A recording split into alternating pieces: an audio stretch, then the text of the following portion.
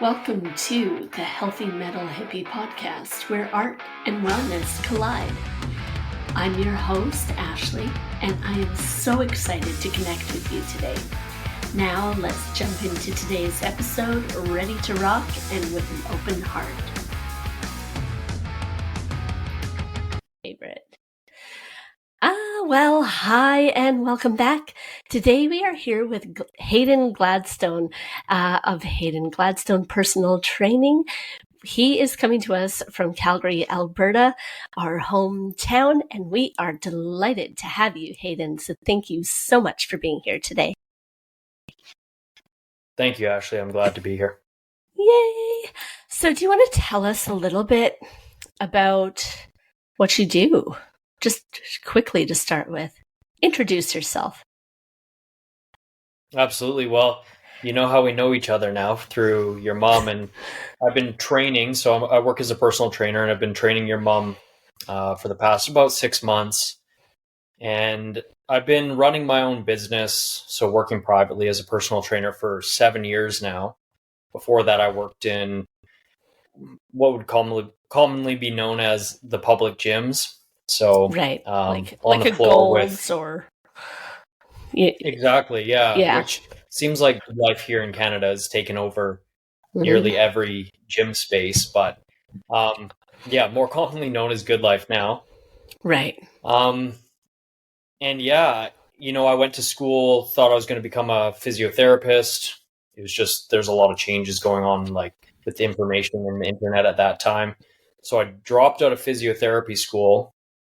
Didn't know what I was going to do for a period of time. So I pursued biking. Right. And so I was a biker as a young teenager, and I tried to take that to the next level. Moved around BC for a while. And when that was evident that wasn't going to work out, I put my hand into the personal training field and never thought I'd do that. But here I am kind of 10 years later and still kicking along and really enjoying it. Oh my gosh, I love that. Mountain biking is so cool, but it scares me to no end. Here's my embarrassing story for you, okay? It's not even a mountain. God, it's so embarrassing. So one day, I was stopping at Safeway before we went on like some camping trip or something. And I was picking up marshmallows, and this is if anybody listening is in Calgary, it's at the Crowfoot Shopping Center, the Safeway there. And behind the Safeway, there's like a big hill, right? And I decided to take my bike down it, but yeah, it didn't end too well. So I kind of I fell down the whole hill. And so I think if I can't handle a hill, I'm not going to handle a mountain anytime soon, Yeah, you should probably be able to tackle the Crowfoot Safeway Hill before you go up the chairlift. So yeah, maybe. I'm familiar with that spot. Yeah. Yeah. Yeah, I figured, but it's I still think about it. I mean, it's been more than 20 years and I'm like, yep, hills and bikes, that's not my thing. That's for sure. Well, funny enough, I don't know if you know this, but actually how your mom and I met. So yeah, being a mountain biker, I worked at a really popular shop in Calgary here called Bow Cycle for just part-time for a number of years. And your mom and your sister popped in one day, and I was just lucky enough to help them out. And instantly, your mom and I got along really well, and kind of had that connection. But she was leaving with a bike. I helped her out with everything. And I forget, I either overheard her saying at the checkout that she didn't feel comfortable riding, or she was possibly talking to the teller as she was checking out. I remembered, I'm like, I'd taught mountain biking for many years to high-end kids and like in Whistler and stuff. So I'm like, oh, I could for sure help your mom out. So yes. I just said, hey, I could, I can teach you to ride. Like, I'm willing to help you out. And she was just taken aback, and she's like, that would be amazing. Absolutely. So we played back and forth for a while, but I did end up teaching her a couple times on the bike. That's so we didn't cool. go to the Crowfoot Hill. No, good. She's not ready for it. No. No. She needs more lessons. Yeah, I think so. Oh, I love that. So do you still do mountain biking? Like just No, I for haven't had fun? a bike for the last year. Um, but it's just one of those things, and maybe you have experience like this yourself with something in your childhood, but it's just such a impactful thing as I was growing up and such a huge part of my life that I still keep really close tabs on it. Um, I, I'm always thinking about biking still, even though I don't ride, it still feels like it's such a big part of me. Oh, that's really cool. I think for me, it would probably be to the same level. It would probably be music.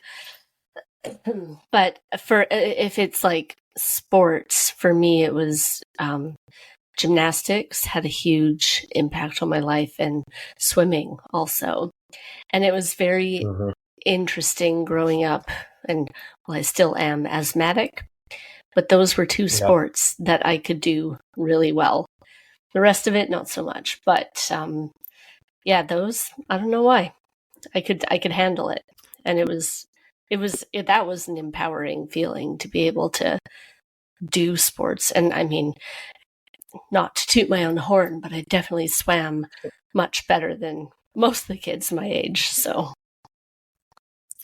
Yeah, I think on that note, sports are so important for like just development in for whatever ever age, but you can start pretty young, and as long as the kids are getting a good variety, I think it's extremely healthy and just brings up so many good developmental or builds up so many good developmental qualities for kids. And I'm sure it would be the same for adults too. It's just so unfortunate that we either have so little time to engage in sports or we feel like there's not enough opportunity for it. But I'm sure we would still get a lot of the same benefits that children do. I think so too. Even just socially making a a bigger friend circle. I mean, I think that's one of the coolest things. I love here in England. Everybody plays football. I mean, not everybody, but pretty much everybody, and you've got your kids will go and have their own football clubs, and the dads might have a club, and everybody has clubs. And it's really cool because so many people are just so involved in sports that way. It's far bigger than hockey in Canada. Which is saying something. Yeah, yeah, it is. It's huge, and I mean, and I guess what else would be huge? Cricket, tennis, Mhm. um, rugby, massive here, and but and whether people are just part of the community or they're playing, they're actually just massively involved here, and it's nice to see people come together like that. Yeah, you're right. It's such the social benefits are so huge too, and for kids, it's teaching them right like that socialization, how to deal with defeat, how to be a humble winner, how to play with other people, which is a critical skill that we need For in like your adulthood too. life. Oh yeah. Exactly Abs- right. yeah, that's do you think I don't know. So wait, sorry, I need to go back for a second. So you were training to be a physiotherapist? Is that right? Yeah, that was the path that I was on, and I was somewhat I wouldn't call it halfway through schooling for that, but I was enrolled in schooling and taking classes for that.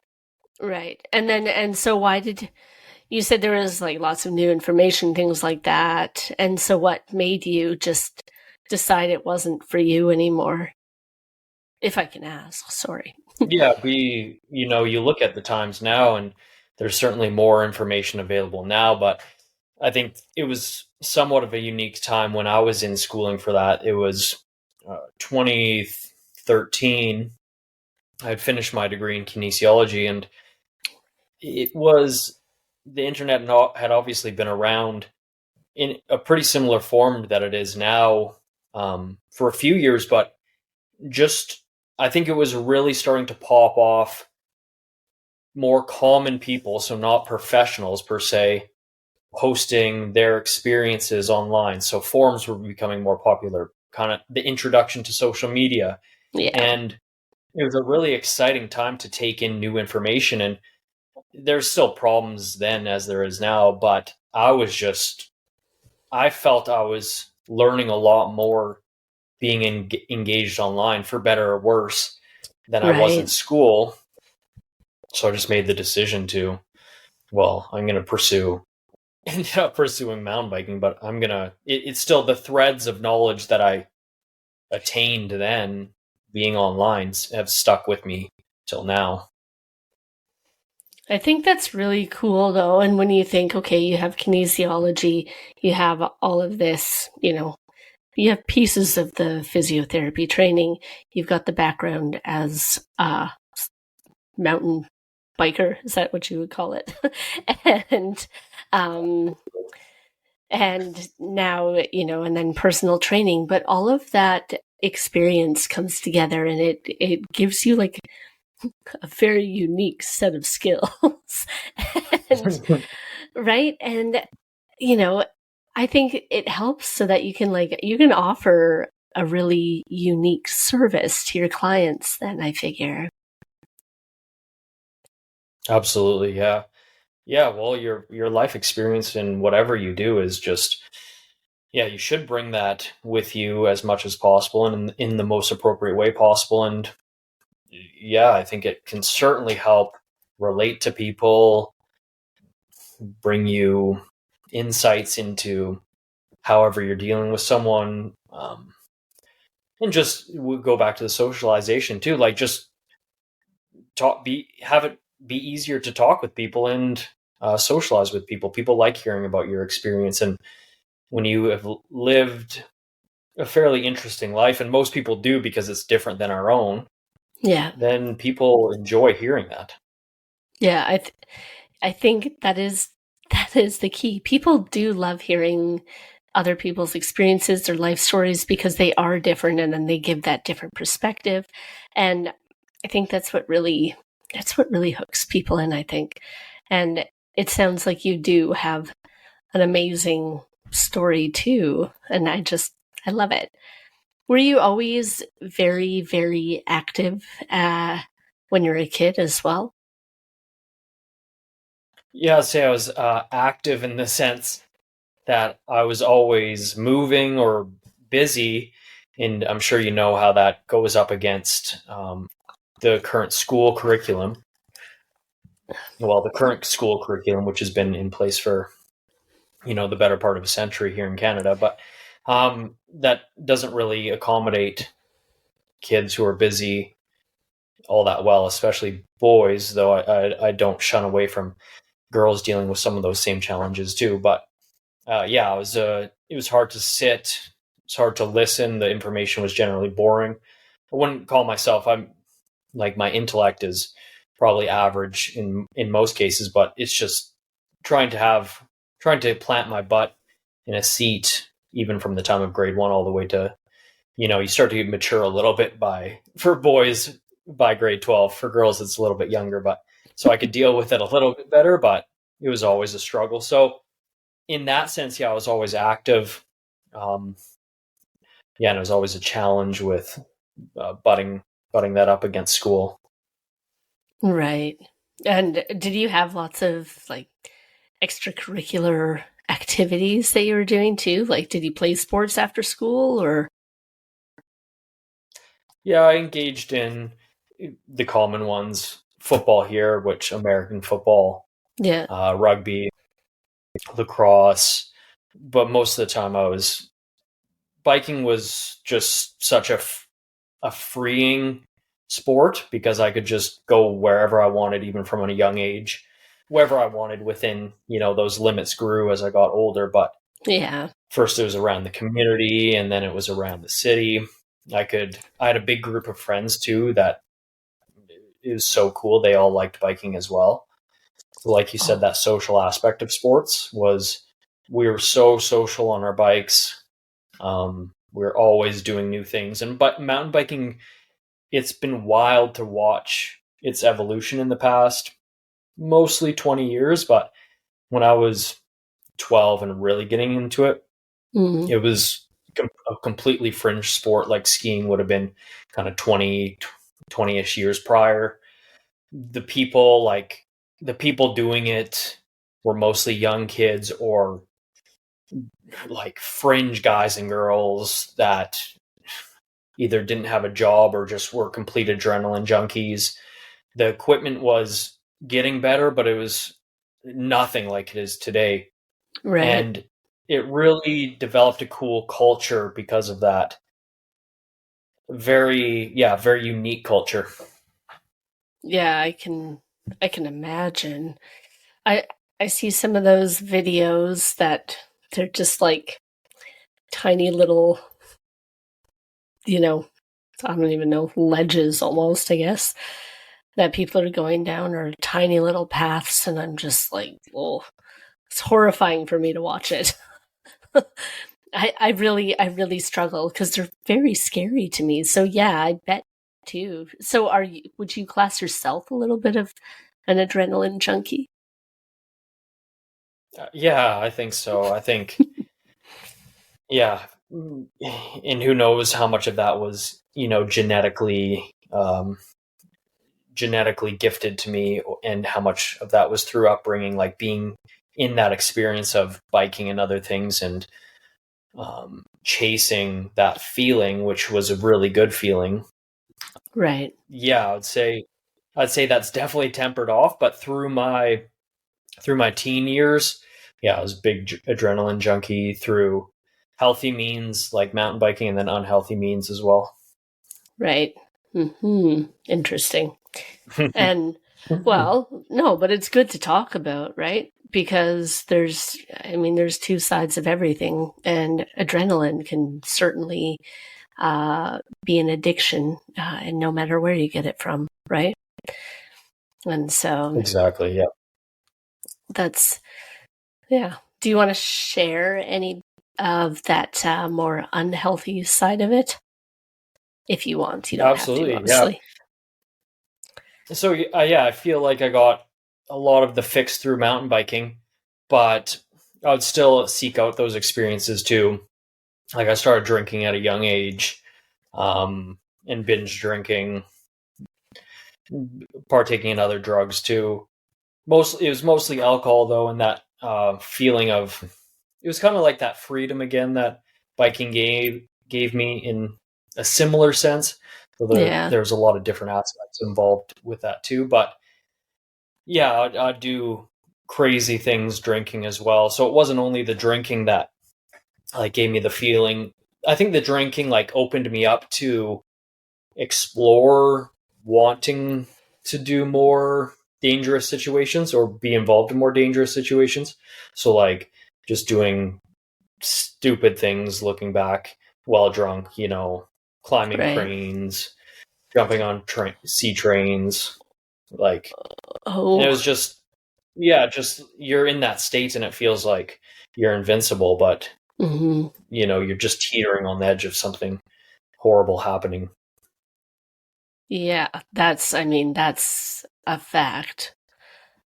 That wow, yeah. And some of that is that's extremely dangerous. You're right though, when you're drinking you kind of lose those inhibitions, right? You lose that line, or maybe the line that you wouldn't cross. It used to be here, and now it moves, and now it's here, and maybe next time we can push it a little bit further. And yeah, that's you can get yourself into big trouble that way.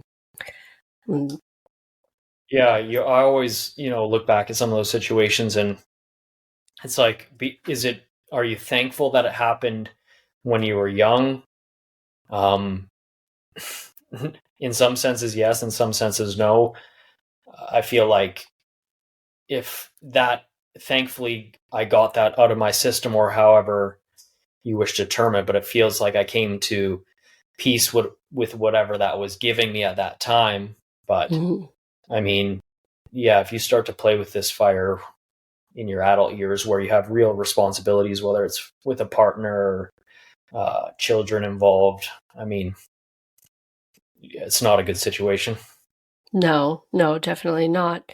How, did you just kind of like grow out of it, I guess, or just stop? Or, was there a moment that you were like, no, this, how did it go? Oh, just dealing with so much pain that you either, the pain's going to overtake you, or, you choose a different path.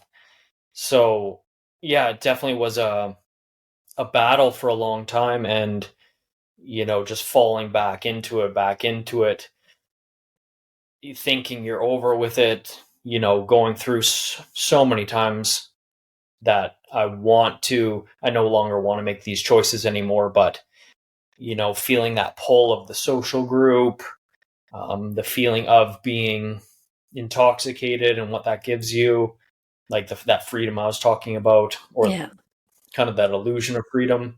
And just it's a way to dissociate, right, and not be being felt in your body. So if there's underlying pain, it's a really easy way to just avoid feeling that pain. But that the pain just got welled up so often that, again, I had to make the choice either to, and thankfully I had some support, but that helped me out. But I believe it was mostly my decision, where I just realized I didn't want to live this way anymore, and wanted to make a different decision. Yeah. When you talk about pain, are you talking like emotional pain? I'm sorry if I'm like asking too deep questions, but I'm curious about it, and it's a good topic really for this podcast. So yeah, certainly, like the emotional, psychological, spiritual pain. There wasn't much. It manifests as physical pain, right? yeah. Or Oh, absolutely. Sometimes you can deal with that pain, or have that pain come out, being represented physically. Unfortunately, it's mostly self-harm, but it's that those emotional, mental feelings that are just so hard to deal with, I think, for a lot of us when we're young, and it can be the case too when we're older. Thankfully, usually we have more tools and skills when we're older, but when you're young, everything just feels very confusing as is.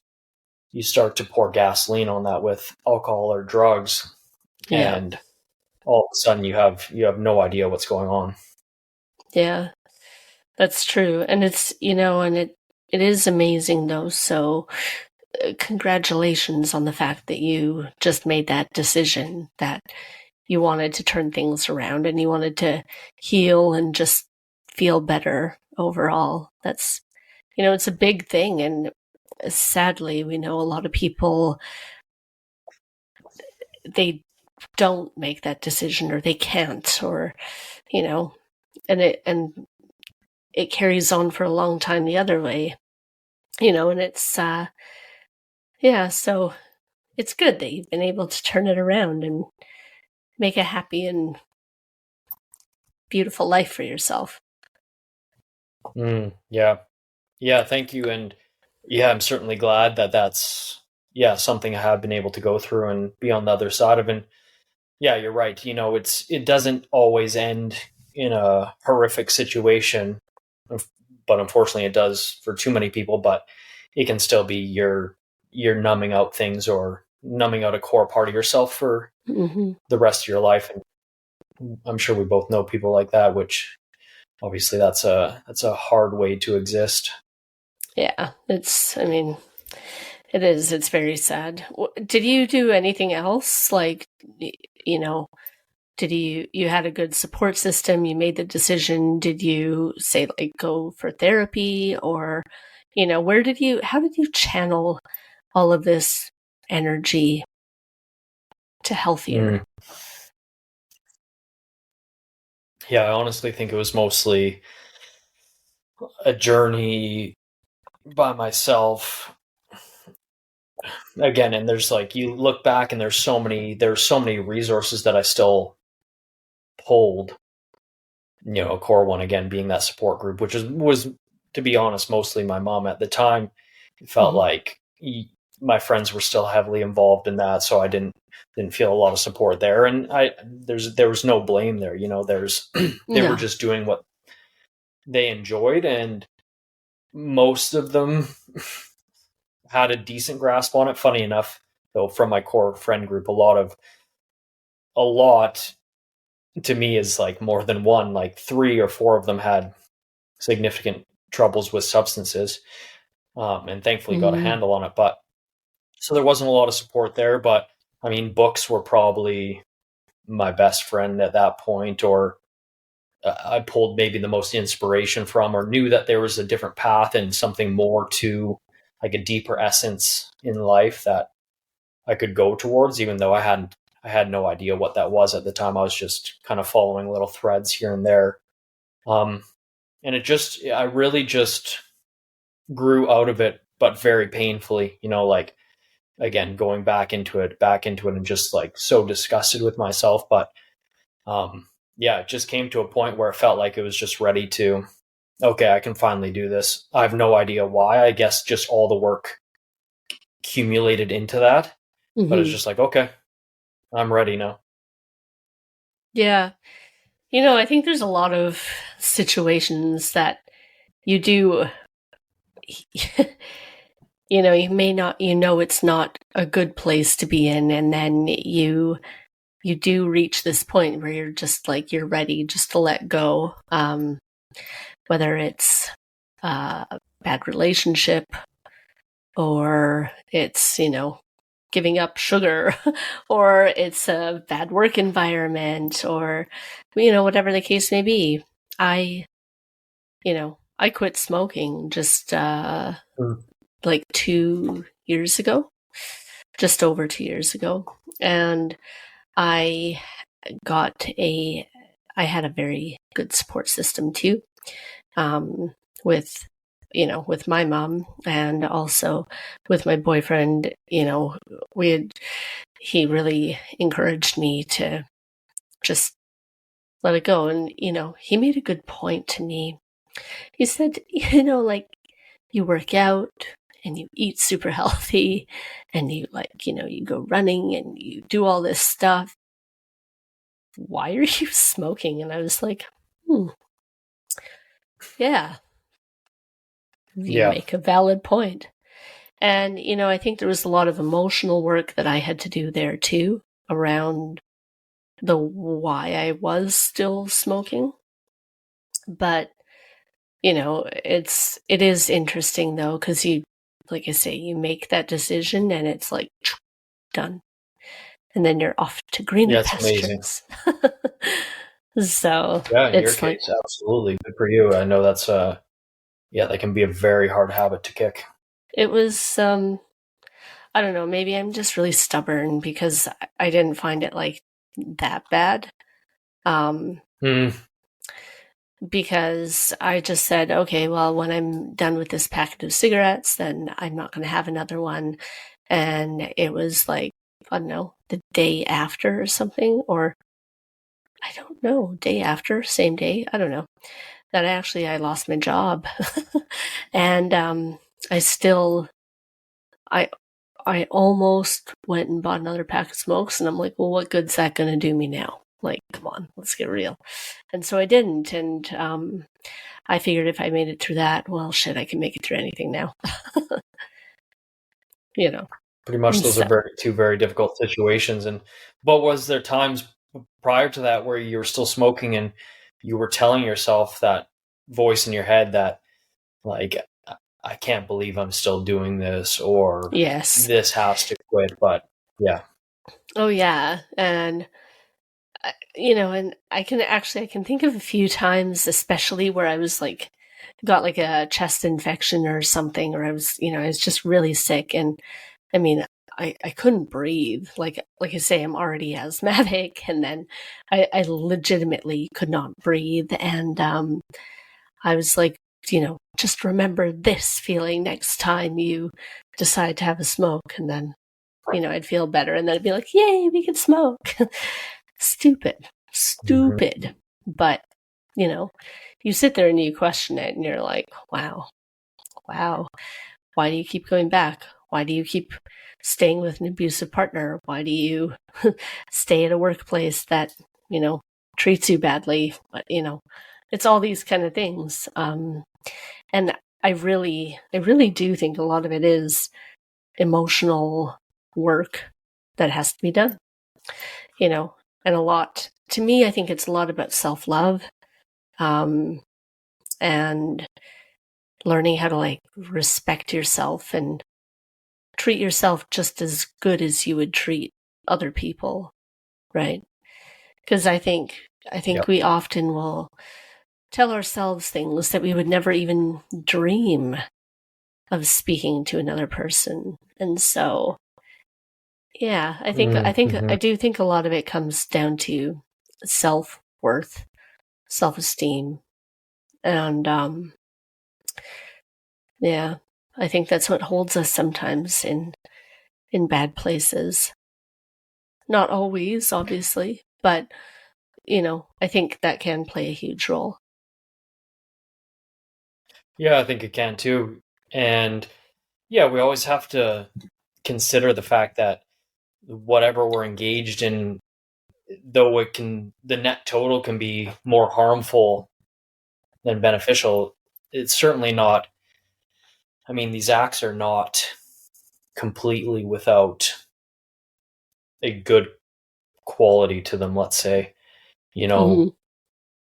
and that's why it can be so hard to detach yourself from that too. I mean, smoking, not only just from the physiologic perspective, it's obviously doing something very pleasurable in the moment, Mm-hmm. with some of your brain chemistry, but generally you could be out with a group doing that, so it's socialization time.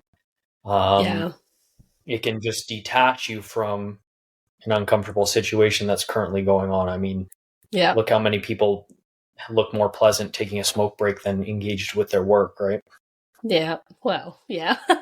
I mean, even so, or, if you're at a party, uncomfortable situation, just gonna go for a smoke. like, you know, Exactly. Yeah, that's exactly. And who else might you meet out there, like a fellow smoker? And and generally then those you have conversations are instant pretty. friends. Yeah. It's Yeah. true, right? I It's felt true. Yeah. going to concerts after I quit was weird. Like, I that was one, and I still have moments sometimes where you're standing outside a venue and people are smoking and you're like, yeah, oh wait, no, I don't smoke, never mind.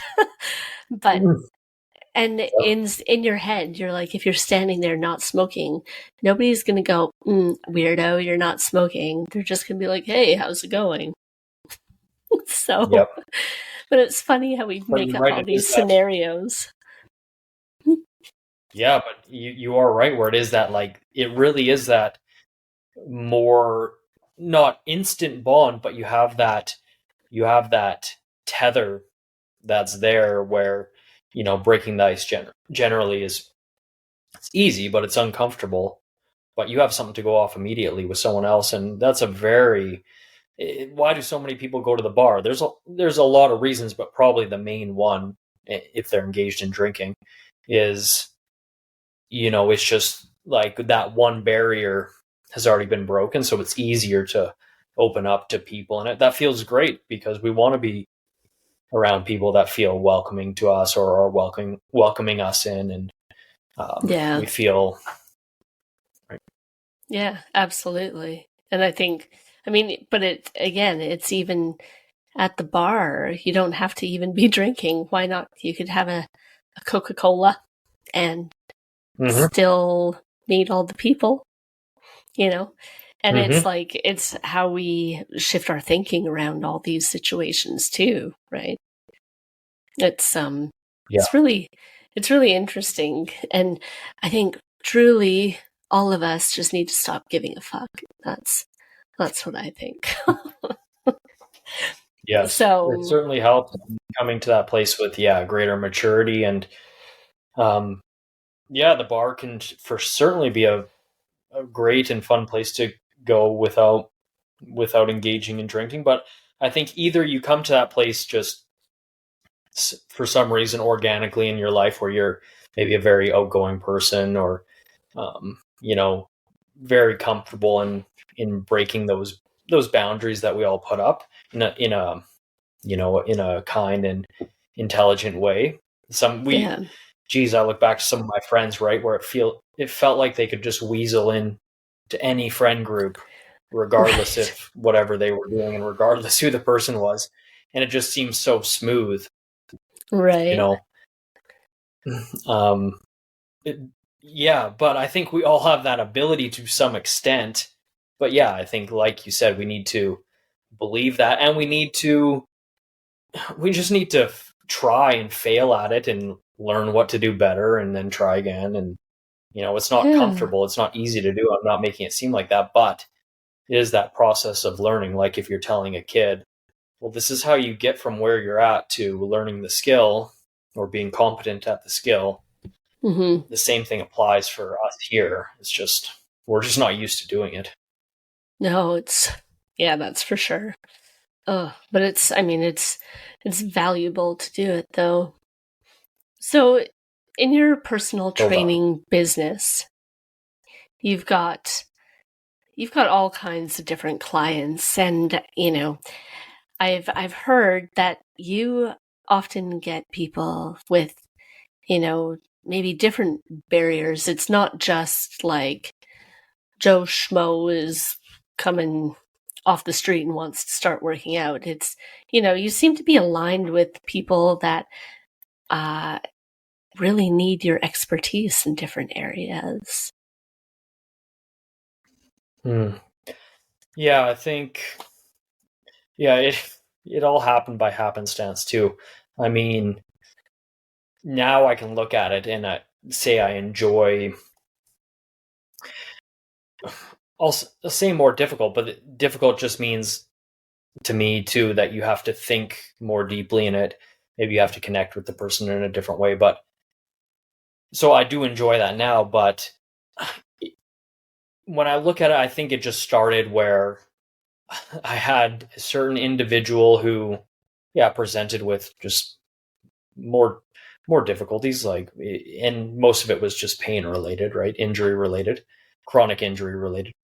Hmm. And did a good job with him, stuck with him for a long period of time, and then when those opportunities came up again in the future, I was very open to them, and it got to the point where I was just training a number of people.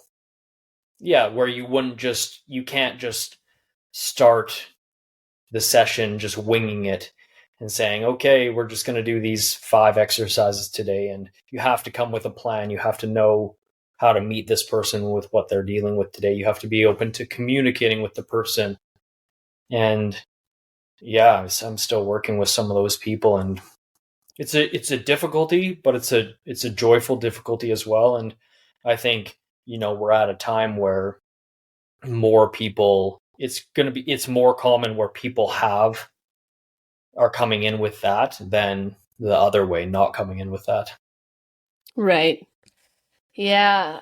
I mean, yeah, chronic pain, injuries, all this kind of stuff. But I think what makes you extra special is because you can take the time. And I think that probably does just come with, working for yourself too, versus working for one of the big gyms. Mm. Because, you can take more time for it, I would think too. I've been at big gyms and I've been with, just, I don't know, people who like you who aren't associated with a big gym. And Mm. but it's definitely, for me, it's been very different as far as training experiences and the level of care they put into it and understanding my personal needs. I think that might even be the way the future, though, is just, and people needing it so much more fine tuned for whatever they're dealing with. Yeah. Yeah. Yeah. Yeah. I think the cream always rises to the top. And yeah, I mean, you need to have a personal experience with someone in this kind of relationship because it is so intimate. First off, like it's generally very vulnerable for most people, even people that are seemingly on the outside where it wouldn't be the case. In my case, you're always with them one-on-one, so that's another level of intimacy and just having to be very comfortable, uh, having the relationship predicated on trust. And then beyond that, you're absolutely correct. Where people are, it's just a sign of the times, and think of it for better or worse. I try not to put a ton of judgment on it, but more people are dealing with chronic pain, are dealing with difficulties around how they move, how they perceive themselves physically. And yeah, that's a whole other layer where if you're working with someone, you better feel a lot of trust with that person. And that's only built upon, seeing that person in a unique way. Yeah, absolutely. Do you think that people, maybe in the past, so say if you had chronic pain, would you have maybe they shied away from the gym more? Do you think now they're kind of coming out more than they used to as well?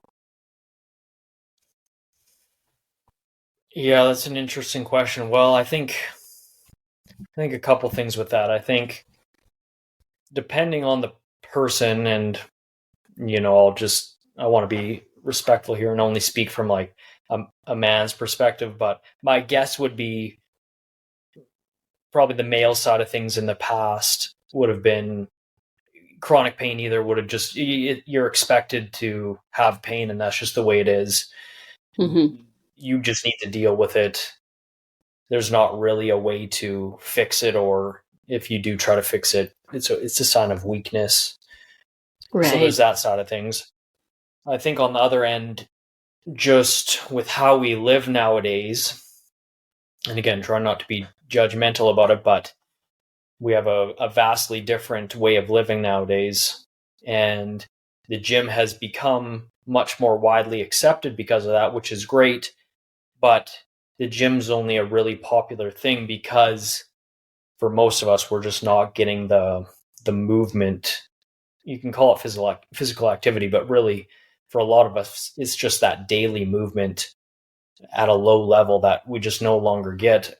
And I'm somewhat guilty of that too. Very few of our work environments allow for that. Even if we are so lucky to work for ourselves, it's still, there's only so much you can do if you have obligations and you're meeting with Mm-hmm. other people or you have scheduled times. You can't, it's very hard to do a lot of this, walking or whatever else it might be. So we kind of need the gym nowadays, which I think is awesome, but it's really, Mm-hmm. I think that's very different than what it was before. Yeah. In a way, when you think of it that way, it is kind of sad too that we need it now. I am very lucky because I have a little doggy who likes to go for big walks and runs. It's too hot to run with him right now, but he loves it. So we're outside at least once a day, you know, probably right now again because the heat, we're kind of only doing like 2.5 kilometers kind of in the morning. But when it's not quite so hot, we might do 8 or we might do 10 together, and it just it's very, very nice. And it it's a feeling, I think, too, of like you've accomplished something first thing in the morning. You have a moment to reset and refresh. And I think that's, I have so many thoughts on this, but I think that's another thing is we don't take enough of that time just to reset our insides, our brain for the day, get right and set us up for what we're doing. And for me, um, I know that working out and everything, that is part of my stress management too. Like, hands down, I'm not very happy if I can't work out. So It's I think there's so many things, and yeah, we shouldn't. It is sad that we have to resort to the gym for that movement, but it's good that we're doing it at least, you know. Yeah, and I think, like you said, yeah, I'd rather us have the gym than not, absolutely, nowadays. But like you owning a dog or an animal that needs to be walked, I think we can input these things that require us to, um, let's just call it move. And generally, it involves walking, which I think is like the base level of movement for people. And by base level, I mean it's kind of the foundation that everything else is built on. We're kind of designed, if you look at us anatomically, to be walking and be very good walkers and do that constantly. But we then need to add in other aspects of movement to really, I think, to up our level of well-being in our body, or the connection we have in our body. And again, owning an animal can be a way to do that, playing with that dog in different ways, tugging a bone or a rope from him, and getting that pulling sensation. I don't know, being down on your knees and kind of petting him or rolling around with him. It's these things where we're just moving in different ways and feeling our bodies in different ways that is really, healthy for us, and mentally, physically. Yeah, absolutely. If you could give people some tips on how to get more movement into their life every day, what would you say? Yeah, I think for some people, discipline is going to work fairly well for them, or having some sort of more rigid schedule. And that's probably more of a masculine thing, but I know it can work for, I mean, we both sexes have the masculine and feminine within them, but I know for a lot of men, having some sort of more regimented schedule where you are planning out, I like the morning too, but it can be morning, evening, but planning out that 15 or 30 minutes where you're going for a walk in the morning to start off your day. And that's built within in your schedule. I work with a lot of people who either currently work with like still that corporate lifestyle, or have retired from that, and they still live and die by their scheduler, and that's just where they're at. That's fine, but they have to get that into their schedule, Yeah. and have that planned to get out there, right? So I think that works for some people, certainly not everyone. And if it doesn't work for you, I don't think you should beat your head against the wall trying that, or blame yourself, because there's lots of other ways to get that. I think owning an animal for most people is, if it's working with your lifestyle and for the animal, I think that's a very good idea, because yeah, most dogs specifically need to be outside for a portion of the day and need to have a walk. And Yeah. that's like a free 15 to an hour that you're getting there that you might not otherwise get. Yeah. I think trying to do more chores outside, and by that I mean if there is somewhere you can walk to get your groceries or just an item, I think that really helps. We see a lot of examples in, more so in Europe. There's a few cities in Canada and the United States, and you hear more people desiring this. But when New York's a perfect example, and probably London is too, where Yeah. there's just a greater number of healthy people, at least physically, because they are obligated to get moving, to go to work, to catch the subway, to get their groceries. So they're getting an extra 1 to 3 hours of walk time a day, and that's Yeah. doing wonders for their health. And it's not because maybe they don't even want to be walking, but it's just how their lifestyle is built. So, and I know that's difficult. You have to start to think about or design your life in a different way, and it's not going to work for all of us. But maybe it's just not that huge jump won't work for all of us. Maybe we can get bits and pieces in there in Yeah. different ways for each one of us. Yeah, no, and I totally agree. And you are right. London, all of the UK really I mean, okay, there's some like rural areas. Of course, you're going to need a car, but um, generally speaking, yeah, even if you live in a town, you've got a nice high street. Everything is so walkable here. It's incredible. You know, things that in Canada you would probably be like, oh, we'll take the car. It's like, no, you know, we'll walk the mile to the station, take the train into London, and then we'll just walk all over London, you know, because I live just outside of London. But it's, Yeah. you know, I mean, they drink a lot here, but, but, you know, generally I'd say, yeah, people are much more fit here than in North America, really. It's, and you're right, it starts with lifestyle and it starts with little things too, you know. Yeah. Yep.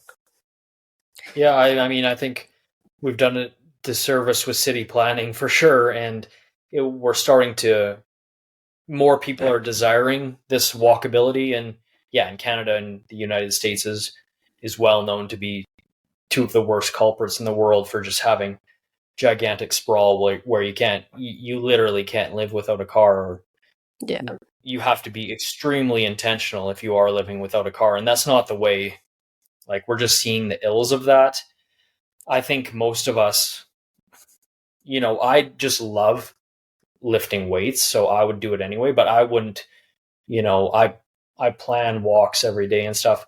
I would just get rid of all that if I lived somewhere where I was walking to the grocery store, and be way happier for it. I would much rather walk to work, walk to get my groceries, and that be my physical activity for the day. Yeah, no, absolutely. I mean, we've got our local Tesco is like, I don't know, a 6-minute walk. And, you know, I might drive there if I'm doing a big shop, but generally now I just walk there and grab my few things. And it is different and it's so nice. I think I would honestly struggle coming back to Canada and being like, needing to go back to driving all the time. I was telling my boyfriend, I think just yesterday, I fill up my car once a month, and I used to fill it up once a week in Canada. I don't even think I quite fill it up once a month here. Because I just don't drive that much, you know. It's being in your car so often is horrible. Like, it is one of the worst things you can do for your health, and you know, it's a reality for most of us here, so you have to contend with it. I'm in a similar boat, but yeah, just anything you can do to get away from your car more often is for the better. Unless, you know, a car is great to go on a road trip for, but when you're just driving commuting, hour plus a day for whatever you have to do, it's just, yeah, it's so bad for you. sad, unknown. It is, yeah. We should all find little ways that we can drive less and walk more. I agree 100%. Yeah, it could be one of the most impactful things you do for your health. And you never know if that just snowballs to other things where you find you're enjoying it more. Generally, like when you start it, it's difficult, but you start to feel a little bit better. It can take a bit of time for depending who you are, and but if you kind of stick with it, you give yourself that grace, and once you start feeling a bit better, which is almost across the board will eventually happen. Yeah. And you know what? Pretty quick too. It's pretty quick. It can be. I think if you're, you know, intentional, and if you are, you know, pretty consistent, yeah, it's pretty quick. I think, you know, and I will say that because, yeah, running and asthmatics don't go well together. But, hi, we are making it happen. Because honestly, I know too, when I take some time off running, I'm like, ugh. But when I get back into it consistently, I'm like, Yeah, I can run actually pretty well, like better than I ever could in my life. And that's pretty cool. And so, even if you're saying, if you do like literally nothing, you start with a 5-minute walk, after 3 days, you should be able to do like 7 minutes. You could go, maybe it's just walking to the end of your street and back, right? It does, but it makes that huge, huge difference. I know for me, sometimes the big town square is about 5K from my house. And I just absolutely despise the parking costs that they've put in. It's £2. I mean, it's it's hefty. Mm-hmm. No, but it used to be £1, and it was free before that. And then, so I feel like every time I go, they're putting it up. So I walk there often because I'm just so stubborn. So I'll walk there and run my errands and get a coffee and then come back. And so sometimes maybe you need to pick a place where you're stubborn and that you have to walk there instead of taking the car. Yeah, some of these inputs are like what one you just described they can be very powerful for changing people's behavior. And yeah, I agree with them. I hate paying for parking too. But it's a great way to influence people to maybe adopt a different behavior. And, it can be better executed in some places than others. But yeah, then that money can be, if people do choose to drive, make it unreasonably expensive, use that money towards refurbishing that area where the parking is located by. There's a lot of things that can work that just involve some thinking outside the box. And we're thankfully seeing bits and pieces of that more often. It sounds like where you are, you're farther ahead than here, but it's slowly starting to trickle. But it's hard, right? When you already have a city designed, then after the fact, you're trying to put these inputs into place. It's a struggle, but I think it's a worthwhile struggle. Yeah. And, the other thing I think about is like new communities that are being built in North America. And I see it especially in Calgary. They're putting all these, I feel like I have to sneeze.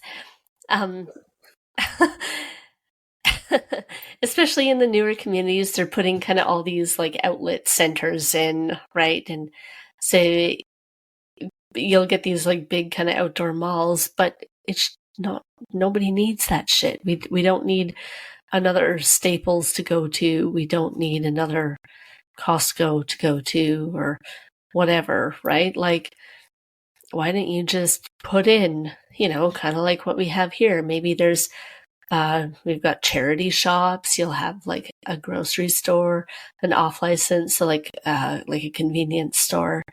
You'll have like a news agents and, just stuff like that. It's just small local businesses, coffee shop, but like, artisan coffees and this sort of thing, right? Maybe you'll have a record shop, but it's really cool. And they're busy. I know they say the high street's dying, but they're busy. People are always out there.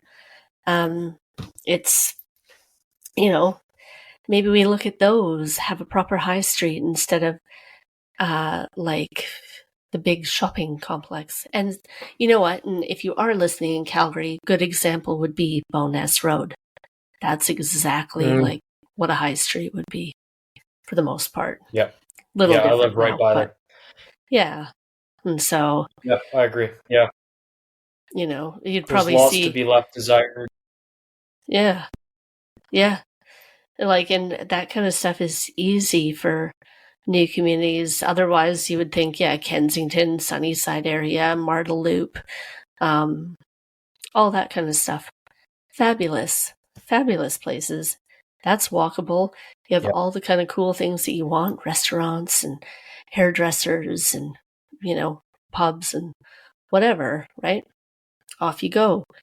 Yeah, it's almost like having a little community within the Exactly. Makes the place within the very city, right? walkable very quickly. Yeah. Yep. So, no. So, yeah. So your tips would be just basically get a schedule to start getting fit and start slow. Yep. Ease yourself into it. Don't expect to change the world or your world in a day. Yeah, I think if you're the type of person that if you look at yourself and you schedule everything else and it works for you, I think that can be, I mean, just go with what has worked for you. I think too much of our information, or at least a good part of it, is, you know, it's just this is the way to do things, and if you can't do it this way either, there's no exception. There's no other way to do it. I mean, there's lots of ways to skin the cat. Um, so try to do something that works for you. I mean, just little movement bits, even throughout the day, if you're a more spontaneous person, can do wonders. So, and that can be anything, even consider the chores you have to do around your home, to be physically demanding, or physical activity, Yeah. because that mindset shift can have a big influence too on some of the physical benefits that then come from that. So vacuuming your house, mopping your house, whatever, that's all physical activity, and look at it as that, as a beneficial part of getting your movement in. Yeah. Um, yeah, I think, so often it's like take the stairs instead, walk to this place instead. I think those are very valuable if you can swing that and if you can do that. Um, but I would just look at what kind of influences you and motivates you as a person, and in other aspects, and go with the plan that works for you. Um, yeah, because it can be very individual, but it doesn't have to be a ton. But as it will probably become a ton or seem like a ton after a period of time. So in that way, I agree with you. Where start small, and it will likely, not for everyone. There might be other things that you have to get into, and we could or could not touch on that, but there's a good percentage of people where if you start small, it's probably going to become something much bigger in a shorter period of time than you expected, just because it feels good and you kind of get into that habit. Yeah. Absolutely. And I love that. And getting into the habit's the hardest part, but it is definitely the most worthwhile. So, Hayden, Just because if it's so much easier, right? yeah, oh, absolutely. That's starting is the hardest, and then stopping is the hardest because you miss it when you don't, right? But it's Yep. yeah, yeah. Sometimes when you love it too much, then it's hard to take a day off. It So, can be. Yeah. I mean, yeah, if you get to that point, again, some strategies need to be put in place, but I think, yeah, it's a more worthwhile place to be in, where it feels hard to take a day off, than to be, well, I just have no desire to even start. I mean, yeah. I much rather take the former than the latter, right? Yeah, oh, absolutely. Definitely. So, it's life-changing once you start. So, Hayden, if people wanted to find you online, where would they go?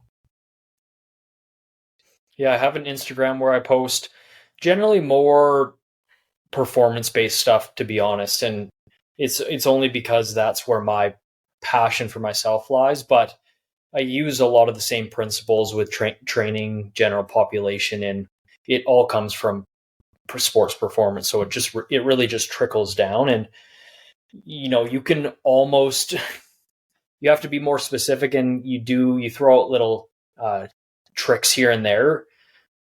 Well, not tricks, but let's just call it kind of the whipped cream on the dessert, for your athletes and whatnot. But a lot of the principles are the exact same from the general population to someone who's at a high level of athletics. So I Right. post more of that high level athletic stuff on my Instagram, which is Hayden Athlete PT. But you could definitely, if you're just interested in working out or starting working out, you could still find a lot of applicability there. And then I have a website too, which is more just tailored for general information and to get people